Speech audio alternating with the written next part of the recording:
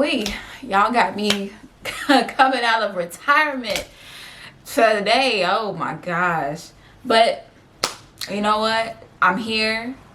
I got a little bit of time in my day, and I just got to open up my mouth. It's a lot of things. Hold on, let me make sure I'm in focus and stuff like that. Hello. This is a new camera, so you know we're here. Actually, let me go close this door. I'll be right back. All right. I mean, it's a lot of stuff going on, and it's like, I'm not gonna lie to you, it's been a long time since I talked to a camera. It's been a while since I've had the courage to get up and get on YouTube again, because I mean, I have a lot of stuff that's happened to me that's kind of pretty much, I've had a lot of things that have happened to me when I was on YouTube that made me not like YouTube and made me not want to upload anymore. I've been an avid subscriber and watcher, but an active participant, no. But I got a little time today. I just want to say what's on my mind. I feel like at the end of the day, you know, my job, my career, my stance as a woman, it just at the end of the day has nothing to do with me being a good human person. It's a lot of stuff going on these days, and I'm talking about the virus, and I'm talking about the injustice, and I'm talking about the people who are continuously still silent, and I'm talking about those that just feel like a retweet is enough. Okay, I'm gonna keep this short and sweet, but at the end of the day, if you have seen the video of George Floyd, the Breonna Taylor story, pretty much, I mean, I've seen it all. I was here when all this stuff happened with the Trayvon Martins, with it's just so many names in my head right now. I'm actually a little bit overwhelmed. I'm not gonna lie to you. I can sit up here and Google names, but I'm gonna list them out. They down here. If you see them all, just know that these are people that have lost their lives because of an assumption. These are people who have lost their lives because they are just simply black. And I know people want to come up with so many excuses. Well, he shouldn't have resisted, or they should have stood still, or they should have not been black. That's what happened. And at the end of the day, my skin color and your assumption of me should not result in me losing my life. It shouldn't result in my brother losing their lives. It shouldn't result in a sister losing their life. It shouldn't result in anyone losing their life because you are in fear. And when I say you, I'm talking about the person who is sitting behind this camera and that's looking at me, that is of a different race, that is of a different class system, or has a general distaste of black people. At the end of the day, I shouldn't have to prove to you that I'm worthy of being saved. I shouldn't prove to you that I'm just an avid bird watcher that graduated from Harvard, so in that case, I am not to be feared. I should not be feared in general because I am a human being and I bleed the same as you. No one deserves to be killed over something as simple as a traffic stop. You coming into my home, me playing like in the park somewhere. You know, these are scenarios that people that look like me, and it could have easily been me, go through on a daily basis. And the sad part is, majority of these incidents go unrecorded, and their names fade into memory. They're burned into the brains of their family members and the friends that they touch, but they don't resonate with the people. The reason why this situation is so hard right now is because you, as a person, you cannot watch that video of Mr. Floyd, George Floyd, and tell me that what he did needed to result in him losing his life like that. And if you in your head felt like in your head somewhere that it was justified, or maybe he shouldn't have resisted, or maybe he shouldn't have had a alleged forged bill, you are part of the problem. You are okay with the system that was meant to protect someone like you. You are the problem, not the cop. I mean, let me stop. No, that cop was a problem, but there are so many other cops that are silent and just okay, and just you are being silent on the situation because it feels like it looks bad on you. No, you being silent is what's bad on you. But I'll get to them in a second. I'm gonna get to cops in a second. Just give me a second. I'm talking about the person that is online watching a video and still deciding to fix their fingers and still say all lives matter, or still say, oh, well, maybe there's a reason why. No, no one should be dying upon arrest. No one should be dying. Black, Hispanic, Asian, white, nobody should be shot and killed or kneel down and just assaulted on arrest. Unless I'm literally putting your life in danger, which means I have a gun, I'm actively shooting at you, I am beating your ass. Like, honey, no. In a lot of these situations, there's no justification for it.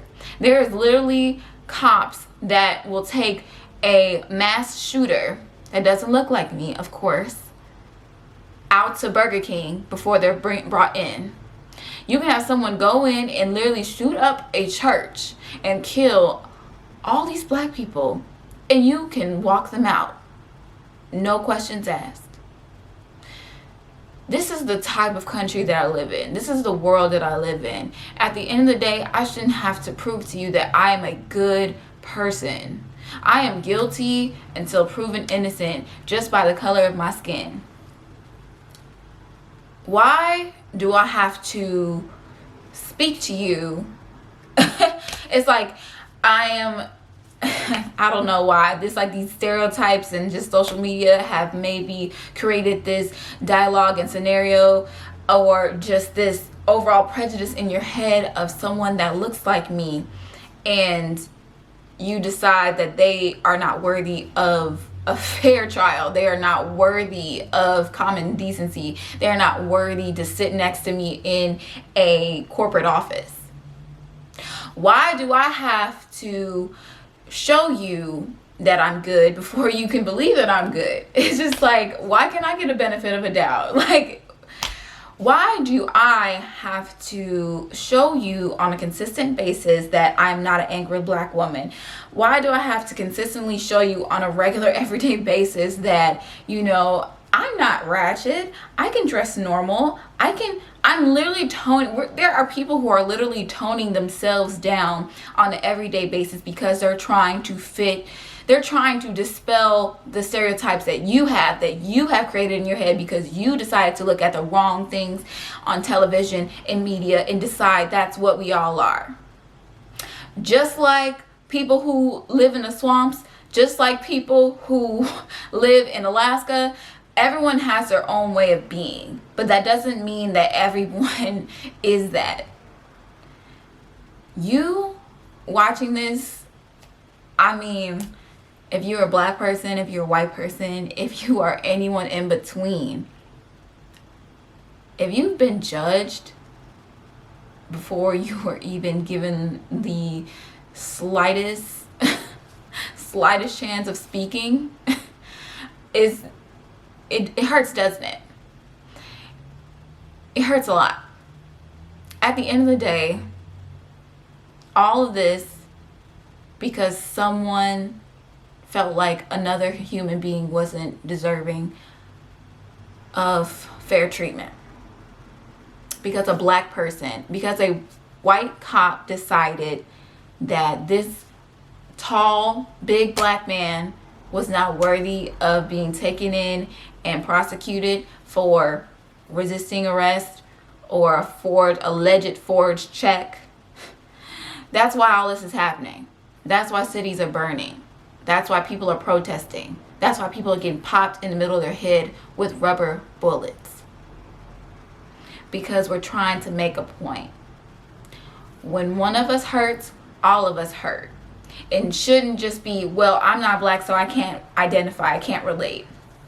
At the end of the day, when it comes down to it, when prejudice and racism or just any form of judgment take place and it's affecting you, you will want someone to stand up and say something.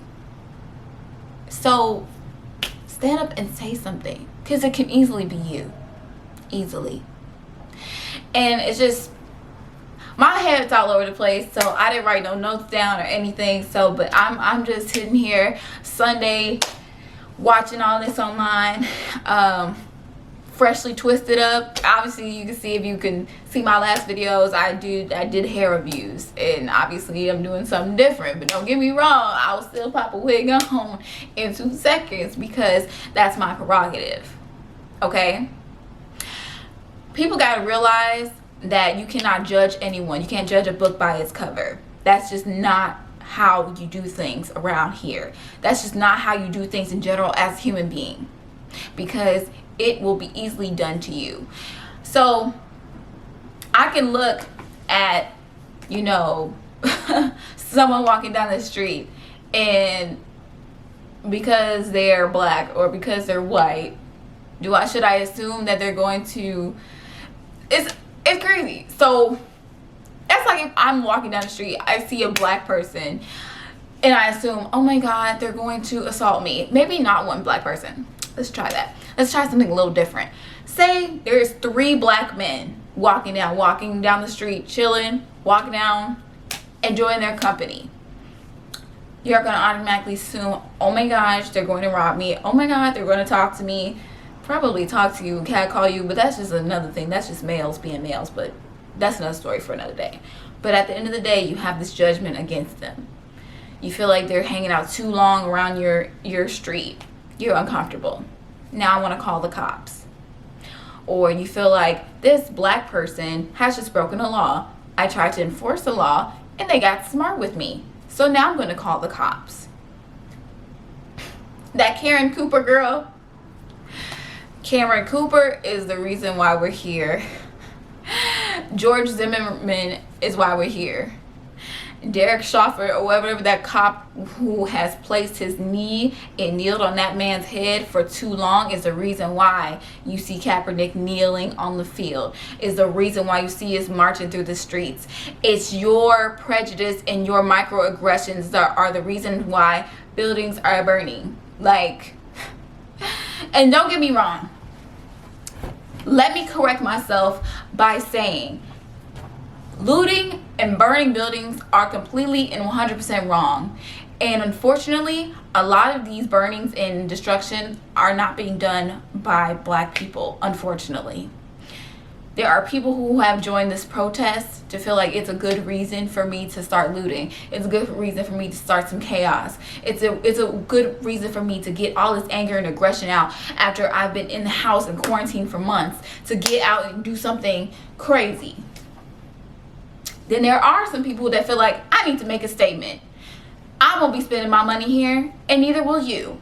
And now this is going to be set ablaze. But at the end of the day, black people are going to be held responsible for everything, like we always do. So I'm sitting here and telling you guys today, at the end of the day, looting and rioting is completely, utterly wrong. Wrong, wrong, wrong. But if you are more concerned with the looting and rioting versus people losing their lives on a daily basis without a fair trial, without being taken from, like, if this hurts you more than someone losing their life before they're even given a chance to defend themselves in the court of law, you are the problem. And also, let me say this, we can't force businesses and people to make statements online if they don't feel it. If they don't feel like they identify with it, or they feel like it's just not their place, do not force them. We don't want fake sympathy. You don't want fake sympathy for yourself. If your cat dies or your dog dies, you don't want fake sympathy. You don't want fake sympathy if your house burns down and someone down the street is just like, oh my gosh, your house burned down, I'm so sorry. They don't care. At the end of the day, let me just say it like this. Nobody wants fake sympathy. Nobody. Don't try to pander to Black Lives Matter because you feel like your business or your social media platform is at risk if you don't say anything. Don't say anything if you don't feel it. Stand in that. But for those who truly don't feel like that, yes, say something. Say this is wrong. Donate. Be a part of the change. Because at the end of the day, when all this is said and done and people are back in their homes quarantining and all the buildings have been burnt down, all the cars have been flipped, we still got to make change after the day is done. There's got to be policy changes within the police force. We need to have a separate force within the police that is completely separate, that's going to work and focus on, racial sensitivity. It's going to work on better training. I can't, for the life of me, understand how I am trained how to act around a police officer, but a police officer is not trained how to act around me. That's not fair. That's disgusting. That is inhumane, and it needs to stop. Or else all this is going to keep going. And then Shekinah's going to be on live still crying about Gucci stores, okay? But just long story short, we got to put this anger in the right direction. I hope after all this is said and done, we're working on making a change. We are working on fixing the systemic racism. We are working on fixing how can 10 bad cops, and I need the cop. You know what? And the cops. Y'all gotta understand, this blue line, this blue shield of silence you guys are doing is causing more harm than good. Just know, yes, you put your life on the line every day to protect and serve, but that's what you gotta do, protect and serve. And for you to decide as a whole that I'm going to cover these couple bad apples in your bunch by not saying anything at all, you've just proven that you are the problem.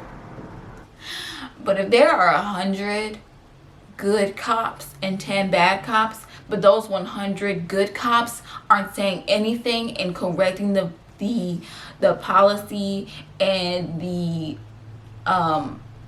image that are portrayed by cops, by those 10 bad cops, you have 110 bad cops.